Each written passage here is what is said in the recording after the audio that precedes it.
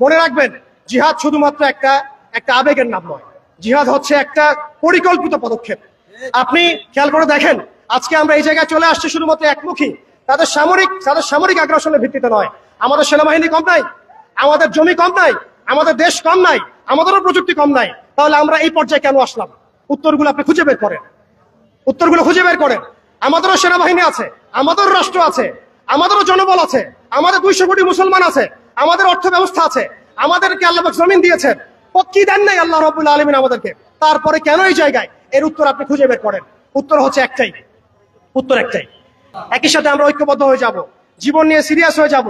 আমরা আমাদের জায়গা থেকে যা পারি, যা সামর্থ্য আছে, বলতে পারলে বলবেন, লিখতে পারলে লিখবেন, অর্থনৈতিক সহযোগিতা করতে পারলে সেটা করবেন। আপনি যদি ভালো স্কলার হন, আপনি ইলম দিয়ে খেদমত করবেন। আপনি পলিটিক্যাল লিডার হলে আপনি পলিটিক্স দিয়ে খেদমত করবেন। ইকোনমিস্ট হলে ইকোনমি দিয়ে খেদমত করবেন। আপনার মধ্যে প্রযুক্তিগত যদি উৎকর্ষ থাকে, সেটা দিয়ে আপনি উম্মাহকে খেদমত করেন। যার মধ্যে আল্লাহ পাক যা দিয়েছেন তাই দিয়েই আমাদেরকে এই যুদ্ধে শরীক হতে হবে ইনশাআল্লাহ।